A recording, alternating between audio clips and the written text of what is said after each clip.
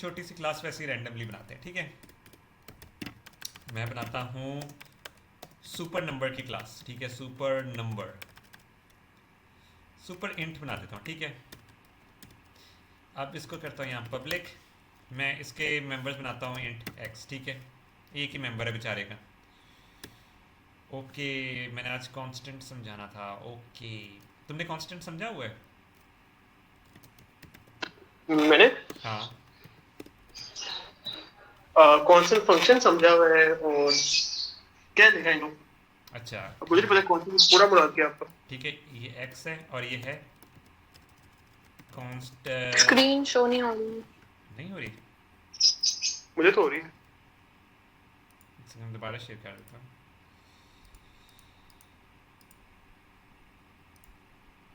यार constant actually ना मैंने रिवाइज भी नहीं किया, चलो खैर यही पढ़ा देता हूँ। रिवाइज क्या करना है, ग्रुप है। हो रही है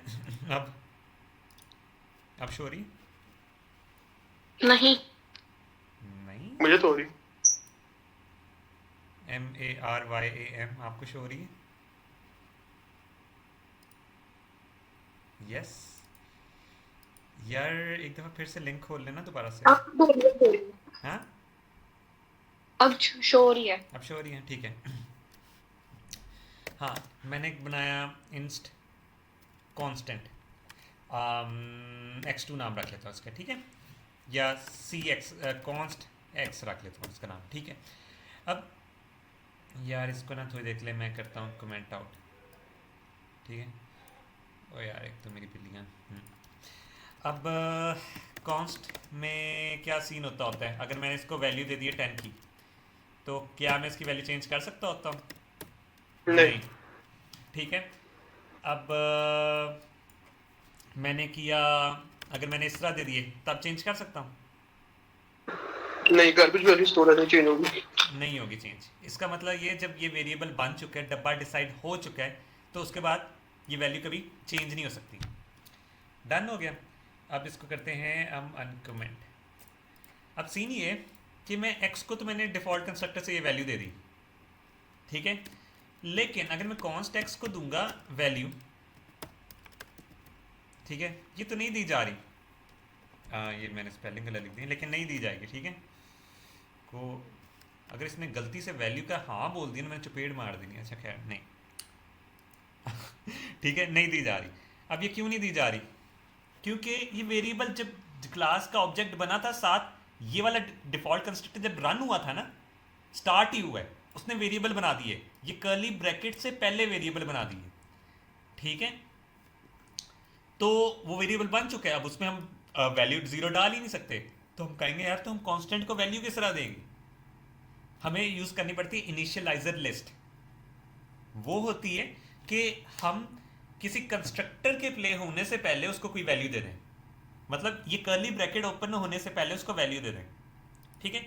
इनिशियलाइजर लिस्ट के का सीन ही होता है, आपने अपना पैरामीटर्स लिखने, मतलब खाली पैरामीटर्स लिख दिया, जो मर्जी आगे पैरामीटराइज कंस्ट्रक्टर वाले पैरामीटर्स भी लिख दिए। कर्ली ब्रैकेट से पहले आपने डालना है कॉलम, आपने जो वेरिएबल में वैल्यू डालनी है उसका नाम लिखना है, ठीक है। उसके अंदर राउंड ब्रैकेट में उसको जो वैल्यू प्रोवाइड करनी है, मैंने यहाँ कर दी 0, ठीक है। इससे क्या होगा कि मैं इसको कांस्टेंट वाले वेरिएबल को वैल्यू भी दे सकता हूँ, ठीक है। और ज़रूरी नहीं सिर्फ कांस्टेंट के लिए यूज़ हो, मैं ये जो नॉर्मल वाला एक्स है ना, इसके लिए इसको भी ऐसे इधर से वैल्यू दे सकता हूँ, ठीक है। इवन पॉइंटर्स को भी एड्रेसेस वगैरह इधर से ही दे सकता हूँ। तो ये क्या, इसका फ़ायदा क्या है कि ये कर्ली ब्रैकेट ओपन होने से पहले उसको वैल्यू दे देगा, ठीक है। तो इस तरह हम कांस्टेंट को एक वैल्यू दे सकते हैं। सपोज कांस्टेंट को मैंने 99 दी है, ठीक है। अब मैं इसको करता हूँ ऐसा करता हूँ, पब्लिक करता हूँ, मैं सेटर गेटर बनाने के बजाय ना डायरेक्ट ही पब्लिक कर रहा हूँ ताकि मैं उसको अप्रोच कर लूँ, ठीक है। मैंने सुपर इंट के नाम से बनाया 1 बनाया, ठीक है। अब मैं 1 के एक्स को सी आउट करता हूँ, ठीक है, एक सेकेंड। अब आप लोगों ने ये नहीं कहना वो आपने तो सेटर गेटर ने, मैं ये आपको समझाने के लिए सिर्फ कर रहा हूँ, ठीक है। 1 डॉट एक्स को मैंने कॉल किया, वरना हम सेटर गेटर्स को कॉल करते हैं। तो इसको जब मैं रन करूँगा तो देखना, ओ ये एक्स मैंने किया है, मैंने वो करना था, चलो ये तो ज़ीरो ही शो करेगा। अब मैं अगर मैं उसको करूँ, कांस्टेंट को करूँ, तो देखना कांस्टेंट की वैल्यू गई होगी, ठीक है, 99 शो करेगा इसकी वैल्यू।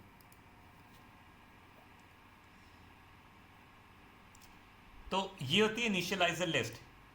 कांस्टेंट को हम इनिशियलाइज मतलब ये कंस्ट्रक्टर की जो की बॉडी है ना, उससे इनिशियलाइज करने से पहले उसको एक इनिशियल वैल्यू दे देंगे, ठीक है। ये पैरामीटराइज में भी आप ये सीन करोगे, ठीक है, कांस्टेंट को देने के लिए पैरामीटर भी बना लेते हैं, पैरामीटराइज बना लेते हैं। सुपर इंट, मैंने इंट किया कर दिया a और इंट कर दिया b, ठीक है। अब मैं क्या करता हूँ कि इनिशियलाइजर लिस्ट देता हूँ। मैंने कॉन्स्ट को कौन सी वैल्यू दूंगा, ठीक है, सपोज मैं कॉन्स्ट को a देने की देता हूँ, ठीक है, और x को मैं देता हूँ b, ठीक है। तो यहाँ ये मैंने क्या कॉन्स्ट x, ठीक है, ठीक है, तो ये वैल्यू दे दी। अब कॉन्स्ट के अंदर 99 जाएगी या जो पैरामीटर से मिल रही है वो जाएगी? तो पैरामीटर से मेरी है, पक्की बात है। अगर पैरामीटराइज नहीं तो हाँ, पैरामीटराइज ही बना रहा हूँ, टेंशन ना लो। हाँ फिर अगर वही मैं- जाएगी, पक्की बात ये है। जाएगा ये। चलो ठीक है, देख लेते हैं यार ये आप कितना सही कह रहे हो, आपको दिखाना भी है ना, ठीक है। अगर मैं कहूँ ये वाली वैल्यू नहीं जाएगी तो क्या मिलेगा मुझे? कुछ भी नहीं मिलेगा वैसे, ठीक है, क्योंकि इसके अंदर जाएगी ए वाली वैल्यू ही, ठीक है। बट कांस्टेंट का एंड पे सीन यही रह जाता है कि वो बाद में चेंज नहीं हो सकती, इसका सेटर बनाने की ज़रूरत ही नहीं पड़ेगी। अच्छा, कॉन्स्ट का एक और सीन है, ये तो था ना कॉन्स्ट एट्रीब्यूट, कॉन्स्ट वेरिएबल का तो आपको पता लग गया, ये कॉन्स्ट एट्रीब्यूट हो गया। अब कॉन्स्ट मैं बनाता हूँ, कोई फंक्शन बनाता हूँ, ठीक है, मैं बनाता हूँ गेटर का फंक्शन बनाता हूँ, ठीक है, एक्स गेटर, ठीक है। आगे मैं लिख देता हूँ कॉन्स्ट, आई गेस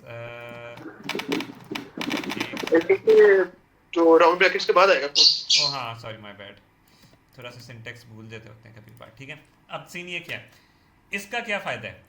अब इसका फ़ायदा ये, मैंने गेटर की फंक्शन में कभी वैल्यू को चेंज करना था? नहीं, नहीं। मैंने तो सिर्फ ये करना था, ठीक है। सपोज मैं कांस्टेंट नहीं लिखता, ठीक है, मैं सपोज मैं कांस्टेंट नहीं लिखता, ठीक है, एंड मैं गलती से कर तो यार मैं इतना बड़ा कोड कर रहा हूँ, मैंने गलती से ये कर दिया, ठीक है, और बाद में मैंने यहाँ रिटर्न कर दिया, तो क्या ये कोई एरर देगा? नहीं, एरर नहीं देगा। सपोज मैंने इसकी वैल्यू यहाँ से मैं 2 को ही करता हूँ, ठीक है, मैंने 2 के गेटर को कॉल किया, ठीक है, गेटर एक्स गेटर को कॉल किया। एक्चुअल में वैल्यू क्या प्रिंट होनी चाहिए थी? मैं इसको फिर से दोबारा पब्लिक कर लूँ, ठीक है। एक्चुअल में वैल्यू क्या प्रिंट होनी चाहिए थी? देखिए 2 के गेटर में क्या आना चाहिए था? 8, बट 8 नहीं आएगा। अब मैं कंफ्यूज हूँगा कि यार मेरा प्रोग्राम रन कर रहा है, सिंटेक्स एरर नहीं है बट लॉजिकल एरर है, ठीक है। तो मैं चाहता हूँ यार मेरे लॉजिकल एरर ना आए, क्योंकि मेरे लिए बहुत मुश्किल है। अच्छी प्रैक्टिसेस क्या होती हैं कि आप कांस्टेंट यूज़ करो, उससे फ़ायदा क्या होगा, मैं इसके आगे कांस्टेंट, क्योंकि मुझे पता है ये वाले फंक्शन ने वैल्यूज़ को कभी चेंज नहीं करना, तो मैं वैसे ही कांस्टेंट लगाता हूँ।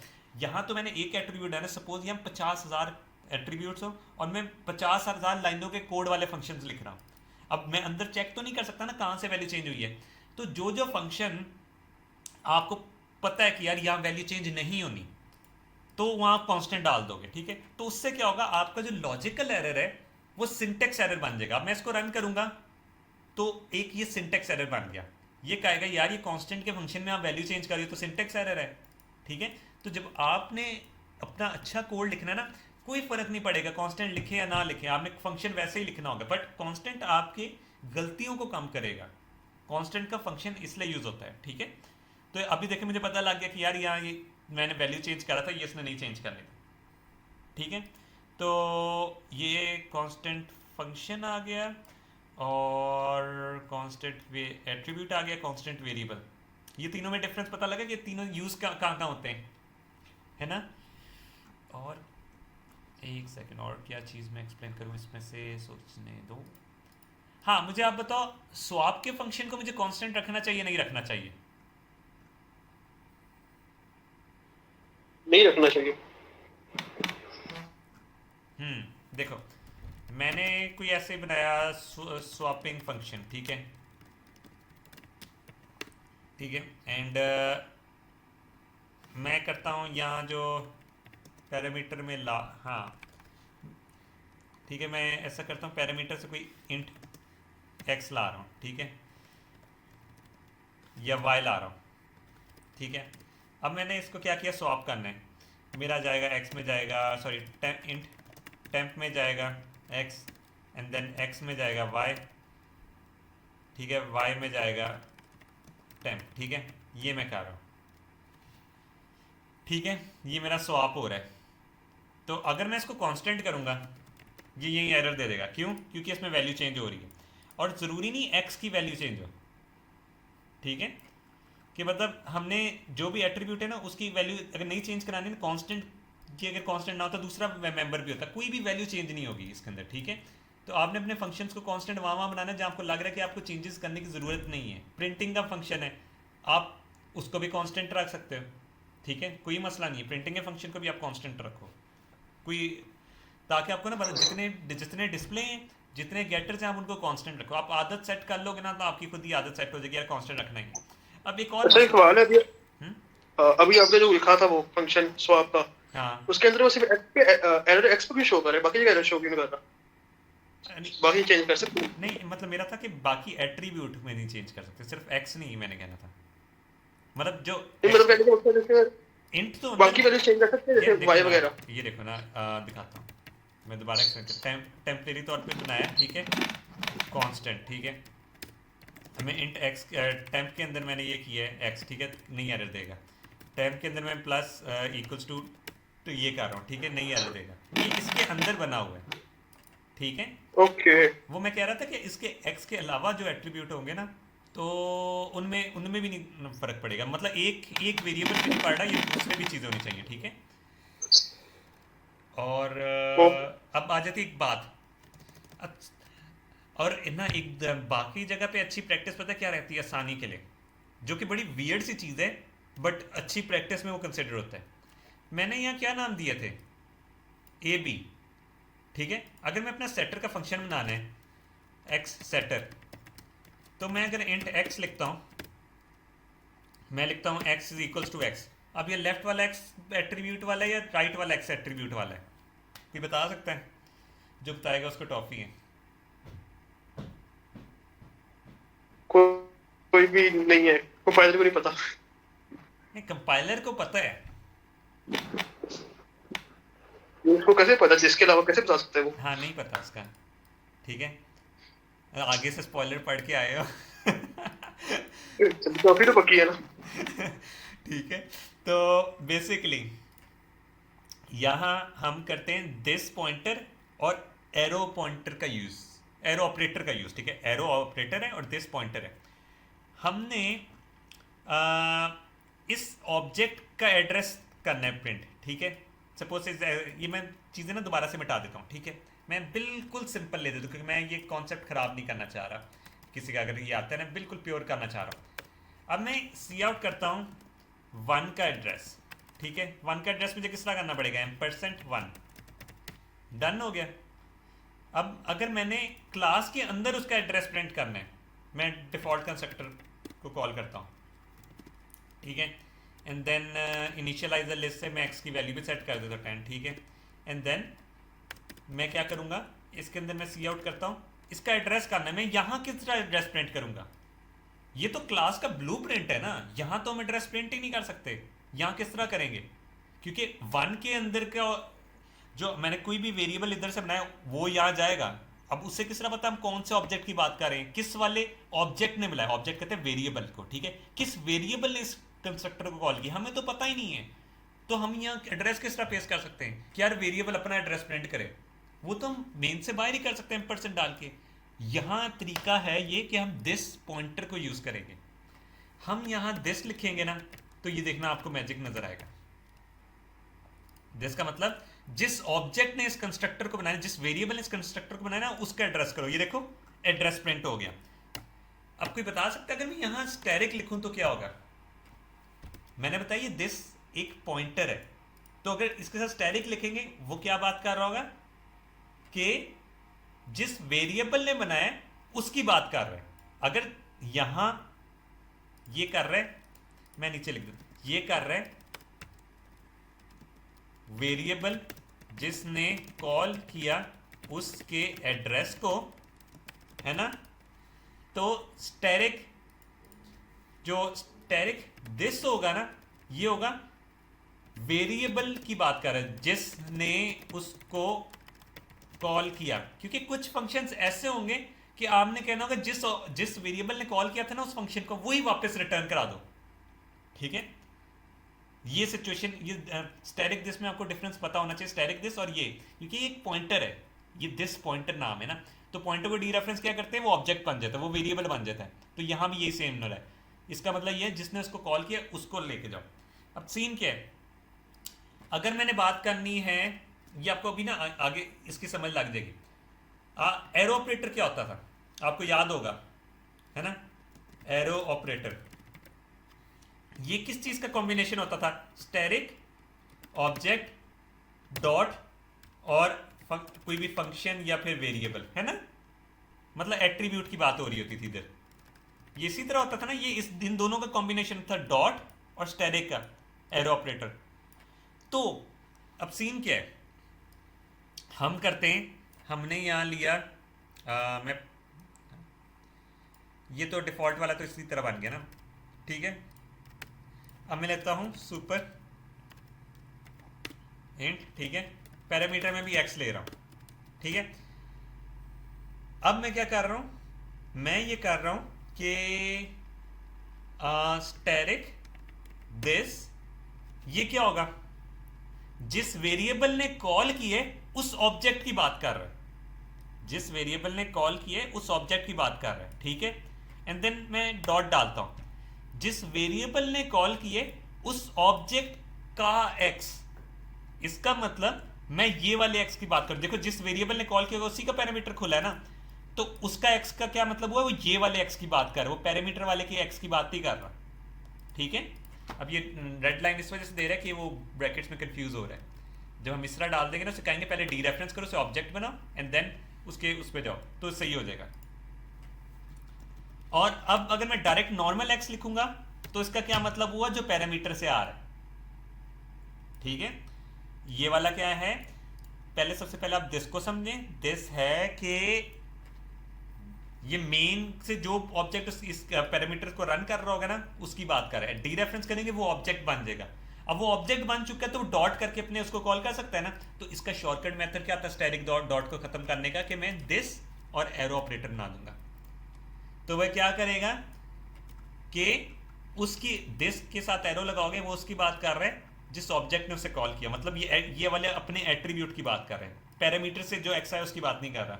ये चीज अच्छे से समझ लगी या नहीं लगी अभी, फिर उसको मैं दिखाता भी ना,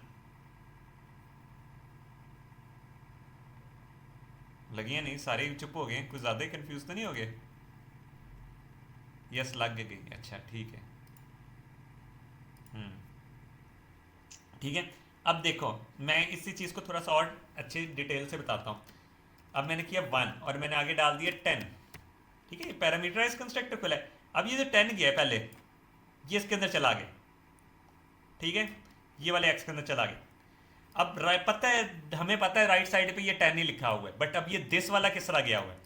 हम जब दिस पे गए तो ये किस ऑब्जेक्ट की बात कर रहा था, ये 1 का एड्रेस बता रहा था, कि दिस क्या बताता है, 1 का एड्रेस। अब एरो ऑपरेटर क्या करता है, उस एड्रेस को उसके मतलब उसके अंदर जो वैल्यू पड़ी है ना उसको डी रेफरेंस करके उसके एट्रीब्यूट को कॉल करो।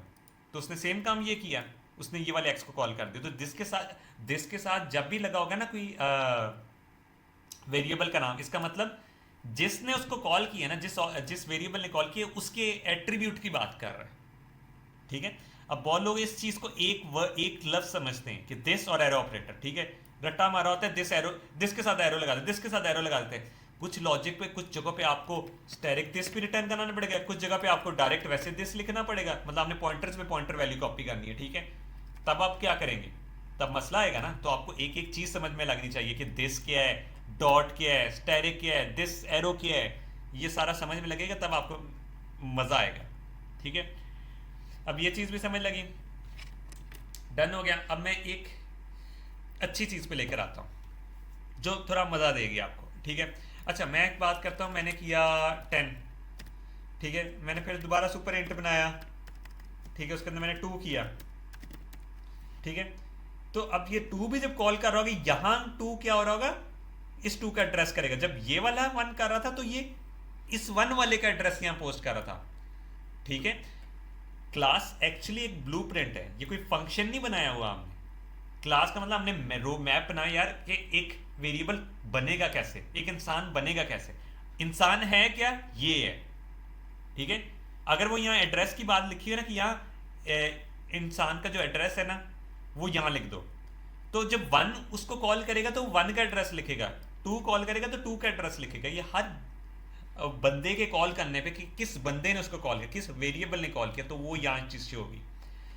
अब आ जाते हैं बाद, हमने करना है प्लस का फंक्शन बनाना है, ठीक है। वॉइड हम करते हैं ऐड एट्रीब्यूट, ठीक है। इसमें मैं क्या करूँगा, मैं एक और ऑब्जेक्ट लूँगा सुपर इंट का, ठीक है। एक्स किया एंड देन मैं ये करूँगा कि एक्स में डाल दूँगा एक्स की एक्स का एक्स, ठीक है।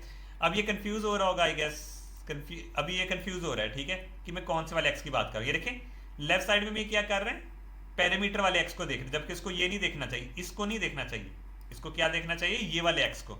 तो मैं ऐसे किस तरह शो करूँगा, दिस एरो। अब ये इससे पता है, देखिए अब इसके ऊपर हाईलाइट करेंगे ना, ये उसको नहीं देख रहा, ठीक है, ये अपने वाले एक्स को देख रहा है। डन हो गया। एंड देन इसमें वैल्यू चली गई, ये फंक्शन बना लिया ना। अब मैं गेटर फंक्शन बना लेता हूँ, इंट एक्स गेटर, ठीक है, एंड देन कांस्टेंट भी लिख लेता हूँ, आपकी आदत होनी चाहिए ना, रिटर्न एक्स, ठीक है। अगर मैं ऐड करता हूँ तो उसमें वैल्यू ऐड होनी चाहिए। 1 ने किया है कॉल, 1 डॉट ऐड एट्रीब्यूट, ठीक है, ऐड एट्रीब्यूट में करता हूँ 2 को भेजता हूँ, ठीक है, एंड देन मैं 1 को सी आउट कर देता हूँ, 1 डॉट एक्स गेटर। तो क्या प्रिंट होना चाहिए, वो एम्परसेंड लगाया आपने? हाँ किधर, या पैरामीटर में? पैरामीटर में नहीं, पैरामीटर में एम्परसेंड नहीं लगाया, वो तो कंस्ट्रक्टर बने या ना बने वैल्यू तो कॉपी कर लेगा ना यहाँ, इधर 2 की वैल्यू तो चली जाएगी, ठीक है। वो तो यहाँ उसने इसके अंदर डाल दी तो ये 20 हो जाएगा ना। एम्परसेंड तो बना ना, असल में एम्परसेंड ही लगाना चाहिए। ओए एक सेकंड, ये क्या हो गया, 2 इधर से गया, इधर गया, अच्छा मैंने इक्वल्स टू कर दिया ना, प्लस इक्वल्स टू करना था, माय बैड, सॉरी, ठीक है। मैं भी कहूँ क्या होगा, तो अभी इसकी वैल्यू 20 कर देगा, है ना। ये चीज़ समझ में लगी ना किस तरह एम्परसेंड लगाओगे तो असल में तो एम्परसेंड लगाना चाहिए ताकि यहाँ से जो 2 है वो सेम इधर जाए, ठीक है, रेफरेंस बाय रेफरेंस जाए। हम बाय वैल्यू भेज रहे हैं, यहाँ 2 अलग बन रहा है, ये वाला एक्स अलग है, बट क्योंकि इस एक्स के अंदर भी वही सेम वैल्यू है तो उसने कॉपी करके ऐड कर दी है, ठीक है। बट मेरा एक्चुअली में मकसद पता है क्या है, हम इंट के वेरिएबल में ये नहीं करते, एक्स इक्वल्स टू 0 किया, ठीक है, एंड देन हम सी आउट करते हैं एक्स प्लस एक्स, ठीक है, और एंड कर देते हैं ना। हम ये करना चाहते हैं, क्या हम ये कर सकते हैं सी आउट के साथ, या फिर वैसे भी हम ये कर सकते हैं कि यार 1 में कर दे 1 प्लस 1, नहीं ये एरर दे रहा है, क्यों, क्योंकि इसको ये प्लस भी ऑपरेटर भी एक फंक्शन ही होता है, इसको ऐसा फंक्शन नहीं मिल रहा जो सुपर इंट और लेफ्ट साइड पे भी सुपर इंट हो और राइट साइड पे भी सुपर इंट हो, इसको ऐसा फंक्शन नहीं मिल रहा, ठीक है। उसके लिए हमें क्या करना पड़ेगा, 2 तरीके, क्लास के अंदर बनाओगे तो पहला ऑपरेंड कौन होगा, जिसने उसको कॉल की हुई है। ये चीज़ अभी बना के दिखाऊंगा ना तो आपका भी समझ लग जाएगी। मैं रखता हूँ पहले वॉइड टाइप, बट वॉइड रखनी नहीं चाहिए, वो आपको आगे जाके चीज़ें समझ लगेंगी क्यों। अभी मैं पहले एक बेसिक एग्जांपल जाना चाह रहा हूँ। मैंने लिखा ऑपरेटर, मैं लिखता हूँ आगे प्लस, क्योंकि मैं प्लस का ऑपरेटर बनाना चाह रहा हूँ ना। अब यहाँ स्टार्ट हो गया, ठीक है। प्लस के अंदर पैरामीटर में ना मैं एक और ऑब्जेक्ट देता हूँ, यही काम जो यहाँ कर रहा था ना मैं यहाँ ये करता हूँ, ठीक है, एंड देन मैं यही काम इधर करता हूँ, सेम काम हो रहा है, ठीक है, वो उसमें प्लस हो रहा है। तो मैं इस तरह क्या करता हूं कि 1 प्लस 2 कर रहा हूं, ठीक है। तो क्या होगा अगर मैं इसको रन करूं, 20 हो गया। अब ये प्लस काम करने लग गया है ना, प्लस काम करने लग गया। बट मैं इसके अंदर एक और चीज करता हूं, मैं कहता हूं यार 1 प्लस कर देता हूं। अब ये फिर एरर दे रहा है। ये कोई एरर बता सकता है कि ये एरर क्यों आ रहा है, इधर क्यों राइट साइड वाला प्लस क्यों एरर दे रहा है? क्योंकि रिटर्न नहीं हो रहा कुछ, और ठीक है स्पॉइलर वही पढ़े, रिटर्न हो रहा मैं तुम्हारे से सवाल कर रहा हूँ क्योंकि तुम पढ़ के आए, तो मैं तुम्हें ये चीज जो आप पता होनी चाहिए, राइट साइड वाला एरर क्यों दे रहा है, लेफ्ट वाला क्यों नहीं एरर दे रहा है? है। मेरे से पूछना है, हाँ हाँ अगर यही वजह है कि वो वॉइड है ना रिटर्न टाइप, ठीक है, तो और ये वो वाला ऑब्जेक्ट एरर क्यों वापस नहीं दे भेजेगा तो इसको रहा, ऐड कर देगा, ये एरर क्यों दे रहा है, ये मतलब ये वाला क्यों नहीं एरर दे रहा? क्योंकि ये दोनों तरफ ऑब्जेक्ट पड़े हैं, पर वो वॉइड रिटर्न कर रहा है तो ऑब्जेक्ट नहीं आ रहा, तो वो ऑब्जेक्ट के साथ ऑब्जेक्ट ऐड होगा, वॉइड तो ऐड नहीं होगा ना। वो मैं टोटली बात समझ गया, बट एरर इधर नहीं आना चाहिए। नो, क्यों? लेफ्ट से राइट नहीं जाता, हाँ लेफ्ट से राइट प्लस नहीं होता। हाँ, बेसिकली आपका इधर ये इस तरह काम करेगा कि लेफ्ट टू राइट स्टार्ट करता है, ठीक है। तो ये दोनों गए ऑपरेशन में, ये दोनों मान गए इस फंक्शन के अंदर, ठीक है। इस फंक्शन के अंदर चले जाते हैं, मैं इसको लिख देता हूँ यहाँ ऑपरेट हो रहे हैं, ठीक है। यहाँ ऑपरेट हो रहे हैं, यहाँ से फंक्शन खत्म हुआ, रिमूव। अब मुझे कोई बता सकते हैं ये प्लस और टू सिंटेक्स एरर नहीं बन गया इधर, इस वजह से हमने इनको रिटर्न कराना है, ठीक है। अब मैं रिटर्न क्या कराऊँ, मेरे पास मैं ऐसा कर सकता हूँ कि सुपर इंट बनाऊँ, ठीक है, एंड देन इसको रिटर्न करा दूँ, सुपर इंट वाई बनाऊँ, इसको रिटर्न करा दूँ, है ना। रिटर्न टाइप भी चेंज कर, रिटर्न टाइप मेरी क्या होनी चाहिए, इंटीजर होनी चाहिए, बूलियन होनी चाहिए। हमारी रिटर्न टाइप भी तो सुपर इंट की होनी चाहिए। हम वापस क्या चाह रहे हैं, क्योंकि देखो यहाँ हम क्या चाह रहे हैं, 1+1 ऐड हो, वापस एक ऑब्जेक्ट ऐड हो इधर, है ना, वो आए इधर आए। तो यहाँ भी हम चाह रहे हैं कि एक सुपर इंट का ही ऑब्जेक्ट रिटर्न हो, तो इस वजह से हमने इसे सुपर इंट रखा है, ठीक है।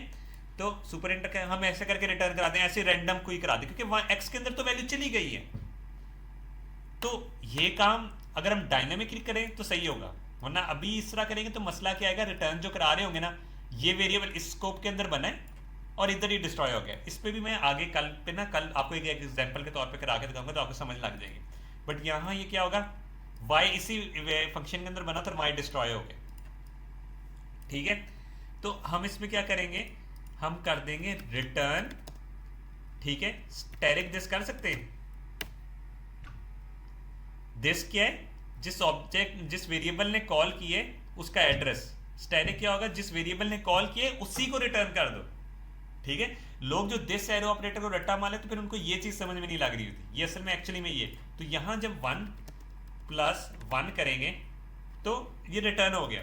अब सीन क्या है, हमारी आदत ये रहनी चाहिए कि हम एक्स्ट्रा वेरिएबल्स ना बनाएं। अब ये जो पैरामीटर में गया था, मैं कंस्ट्रक्टर्स बना लेता, कंस्ट्रक्टर के अंदर मैं सी आउट कर लेता हूँ, ठीक है, पैरा, ठीक है। मैं कॉपी कंस्ट्रक्टर भी बना लेता हूँ वैसे आपको दिखाने के लिए, ठीक है। सुपर यहाँ में थोड़ा स्लो लेके इसलिए चलो ताकि आप लोग ना ज़्यादा डिटेल से चीज़ें थोड़ी सीख लें। ओके, इसमें मैंने क्या करना था, एक्स दिस के एक्स में डालना था एक्स का एक्स, ठीक है। कॉपी होके मैं यहाँ लिख देता हूँ, कॉपी मैं दिखाना चाह रहा हूँ कि आपको कंस्ट्रक्टर्स कितने ओपन हो रहे होंगे, जितने हमें रिक्वायर्ड भी नहीं है। डिफॉल्ट, ठीक है। अगर हम ये करते हैं, यार हमने बनाए दो वेरिएबल हैं, कर हो क्या क्या रहे, parameter copy copy copy copy. अब सीन क्या है,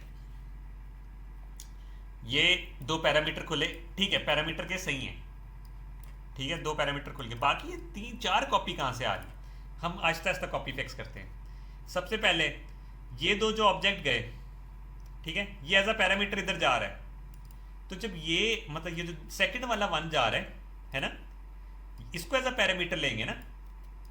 अगर हम इसको इस तरह देखें कि हमने भेजते हैं, हम 1 पहले फंक्शन किस तरह कॉल करता था, वो ये क्या था, अच्छा वन पहले फंक्शन किस तरह वन डॉट सम वाला फंक्शन कॉल किया है ना, तो यहां भी ये सीन है, डॉट क्या था ऑपरेटर और सम था, सम के पैरामीटर के अंदर क्या था सेकंड ऑपरेंड था, सेकंड ऑपरेंड है ना। तो यहां भी तो ये चीज हो रही है, प्लस से हम फंक्शन कॉल करें और पैरामीटर के अंदर जो भेजना है वो आगे लिख दिया हमने, है ना। तो क्लास के अंदर जो पहले लिखा होगा ना वो ऑब्जेक्ट होगा जो फंक्शन को कॉल कर रहा है। इसलिए अगर आपने पैरामीटर में एक लिखी है ना वैल्यू, इसका मतलब आप फर्स्ट ऑपरेंड जो ऑब्जेक्ट कॉल कर रहे हो उसको, और सेकंड आप ये लिख रहे हो, ठीक है। बट यहां से जो आप भेज रहे हो वन, ये एक्स्ट्रा कॉपी बन रही है इसकी इधर, है ना। तो अगर हम इसको एम्परसेंड डालेंगे हमारा एक कम बनेगा। पहले 4 कॉपी बन रहे थे ना, अब कितनी कॉपी बनेंगे, 2 कॉपी बन रहे हैं। आप कहेंगे दो जगह से फिक्स हो गए, वाह। हाँ, क्योंकि बाद में वापस इधर से भी दोबारा भी भेजता है ना। एक दफा वन ने भेजा था, अब जो इनका सोल्यूशन आया था उसने कॉल किया अपने फंक्शन को, प्लस वाले ऑपरेटर वाले फंक्शन को, तो उसने 2 को भेजा, तो यहाँ से कॉपी, इसलिए 2 कॉपी खत्म होगी। अब एक कॉपी वैसे इधर से आनी चाहिए थी, ये कौन से वाले ऐड वाली को तो कॉल ही नहीं की ना, इधर भी हम वैसे ही डाल देते हैं, ठीक है, एम्परसेंड डाल दिए। कॉपी ऑपरेटर में ऑलरेडी पहले एम्परसेंड था, इसलिए एक्स्ट्रा कॉपी कभी भी नहीं कॉल ही। अब रह क्या गया, अब ये 2 कहां से आ रही है यार, हमने तो एम्परसेंड डाल दिया हर जगह पे, तो ये 2 कहां से आ रही। आप जब रिटर्न करते हो, ये 2 आई हैं, इन्होंने रिटर्न किया इधर से, इन्होंने रिटर्न एज एम्परसेंड किया नहीं, नया वेरिएबल बना के वापस सेंड किया। तो बाय रेफरेंस रिटर्न भी नाम की चीज होती है। अब ये उसी ऑब्जेक्ट को रिटर्न करेगा रेफरेंस करके, तो यहां देखिए फिक्स हो जाएगा, ठीक है। अब ये चीज होगी कि बाय रेफरेंस रिटर्न वगैरह हो गया, डन हो गया। तो मेरे पास एक चीज और रह जाती है इसमें, किसने हैंड रेस किया, हैंड रेस किया किसने, टाइम रेस किए क्या, हैंड रेस, अच्छा हैंड रेस किसने किए, यस कर सकते हैं, लग गई समझ। अच्छा तुम्हें समझ नहीं आई, हाँ किस चीज की समझ नहीं आई, ये एम्परसेंड रिटर्न वाले की या पैरामीटर्स वालों की। ये यार देखो, आप जब रिटर्न कर रहे हो उसको as a super int return करा रहे हो, तो वो क्या करता है, ये पैरामीटर वाले को आप देखो, एक स्कोप से दूसरे स्कोप पे आप भेज नहीं सकते अनलेस बाय रेफरेंस हो, ठीक है। आते वक्त भी जाते वक्त भी हम जो यहाँ इंट कर रहे हैं ना, रिटर्न कर रहे हैं, ठीक है, ये हम इस एक्स को नहीं भेज रहे, इसकी वैल्यू को भेज रहे हैं वापस। तो यहां भी ये सीन हो रहा है कि यहां जब वापस रिटर्न हो रहा था ना, दिस पॉइंटर, ये ऑब्जेक्ट वापस नहीं जा रहा था, इसकी वैल्यू जा रही थी वापस। जब रिटर्न भी करना है तो हमने रिटर्न में जब एम्परसेंड डालेंगे तो वो उसी ऑब्जेक्ट को रेफरेंस करेगा, तो मतलब वहां जो अगली जगह पे डब्बा बनेगा ना, वो भी वही वाला बनेगा बट डिफरेंट नाम का बन जाएगा जो यहां गेट हो रहा है। ये चीज समझ में लगी या मैं उसमें समझा दूं। सेम है, जाते वक्त भी रेफरेंस है, आते वक्त भी रेफरेंस है, इस वजह से मोस्टली ऑपरेटर्स इस तरह ही होते हैं, ठीक है। तो यहाँ ये सीन हो रहा है। अब मैं यार एक चीज, हाँ अब मैं बताना भूल गया था, ये देखो ये बनाया हमने अंदर, ठीक है। अगर हम ऑपरेटर, ये जो ऑपरेटर है ना फंक्शन, ऑपरेटर ओवरलोडिंग का टॉपिक है, तो अगर हम इसको बाहर बनाएं तो क्या क्या प्रॉब्लम्स आएंगी। हम इसको रेफरेंस का हमने देखा, रेफरेंस करना तो जरूरी है। अब ये क्लास से बाहर बना हुआ है, ये याद रखते हैं, मैं इसलिए थोड़ा गैप दे रहा हूं, ठीक है। सेम फंक्शन बनाते हैं, ऑपरेटर प्लस, और यहां मैंने ये किया। अब मुझे अगर मैं यहां, मुझे कितने ऑपरेंड्स लेने चाहिए, वो तो क्लास के अंदर बना था ना, तो उसको पता था कि किसी ऑब्जेक्ट ने कॉल किया है ना। अब नॉर्मल फंक्शन तो सिर्फ फंक्शन का नाम लिख के कॉल होता है, अब इसको नहीं पता किसने कॉल की है, तो ये पैरामीटर्स में 2 वैल्यूज ही लेगा, एक लेगा a, ठीक है, और एक लेगा b, ठीक है। बाहर इसको पता नहीं है कौन सा वाला पहला ऑपरेंड है, कौन सा वाला दूसरा ऑपरेंड। जब क्लास के अंदर बनाया था वो तो पता था सिंपल, यार एक ऑब्जेक्ट ने कॉल तो किया ना, उसको तो मैं फर्स्ट कंसिडर कर लूं, ठीक है। तो यहां इसको नहीं पता किसने कॉल की, यहां तो फंक्शन डायरेक्ट कॉल हुआ है, तो यहां दोनों जगह दोनों पैरामीटर्स लिखेंगे, क्लास के अंदर लिखने का मतलब है एक पैरामीटर पहले से डिसाइडेड है और दूसरे वाला जो पैरामीटर के अंदर है या ये लेफ्ट पैरामीटर, ये ऑपरेटर के लेफ्ट साइड में जो लिखा जा रहा है, ये ऑपरेटर के राइट साइड में जो लिखा जा रहा है, ये ऐसे डिसाइड हो गए थे, ठीक है। अब सेम फंक्शन नाम बना देते हैं दिस, सॉरी दिस, यहाँ दिस नहीं यूज होगा, ए डॉट सेट वैल्यू के लिए नाम से बनाना पड़ेगा क्योंकि हम डायरेक्ट अप्रोच नहीं कर सकते, तो हमें यहाँ सेटर बनाना पड़ेगा, ए सेटर, ठीक है। यहाँ मैं कर देता हूँ इंट एक्स, ठीक है, और यहाँ मैं कर देता हूँ this X equals to X, ठीक है, यहाँ सेट हो जाए। अब क्या करना है, मैंने सेट करनी है ना, ए में सेट वैल्यू क्या करनी है,